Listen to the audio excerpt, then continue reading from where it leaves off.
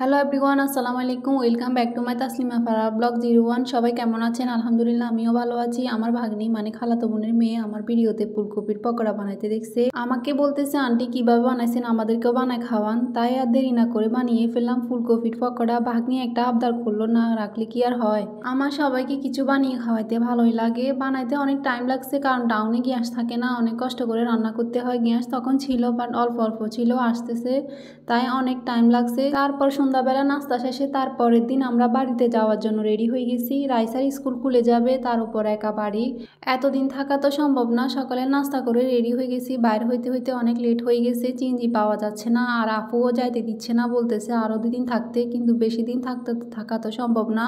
যাওয়ার সময় খারাপও লাগতেছিল, সবাইকে মিস করতেছি, এটাই তো স্বাভাবিক, মিস তো করবই। তারপর অবশেষে চিংড়ি একটা পাইছি। সিএনজি করে বাড়িতে যাওয়ার উদ্দেশ্যে বাইর হয়ে গেছি। আর আমরা যতবার ফেনি আসি অনেক দিন থাকতে হয়, আপু কোনো মতে আসতে দেয় না, এবারও আসতে দিচ্ছে না। আর আম্মু তো থাকবেই না। আমার আম্মু কোথাও যাওয়ার সময় যাবে বলছে, যা চলেই যাবে, চলে আসবে বলছে, আবার চলে আসবে, কেউ আর জোর করে রাখতে পারে না। আমার মা এমনই। যাই হোক, প্রায় বাড়ির কাছে চলে আসছি, তবে অনেক খারাপ লাগতেছিল। রাইসার তো অনেক মন খারাপ, ও চলে আসতেছে, আর কিছুদিন থাকতে পারে না এখান দিয়ে। রাতুল ও ছোট হলে কি হবে, ওরও মন খারাপ, ও সারাদিন অনেক কান্না করছে, কি বুঝে আল্লাহ ভালো জানে।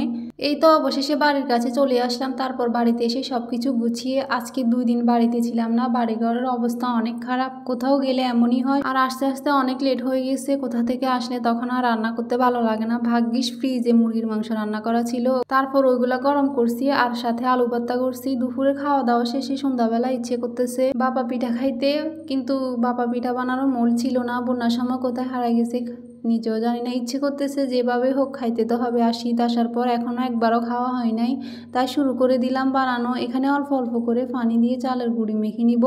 বাবা পিঠা বানানোর জন্য চালের গুঁড়া ইউজ করতে হয়। সব কিছু মাখা শেষে রাইস কুকারে একসাথে দিয়ে দিছি। খাইতে যখন ইচ্ছে করতেছে যেভাবে হোক খাইতে তো হবে, আর এমনিতেও আমার কাছে এভাবে তেমন একটা ভালো লাগে না। পিঠা বানানোর সময় নারকেল আর মিঠা দেওয়ার সময় ভিডিও করতে পারি নাই। বানানো শেষে কুকারে স্টিম করতে দিয়ে দিছি। এমনি একটা একটা করে বানাইলে যেমন হয় ততটা পারফেক্ট হয় নাই।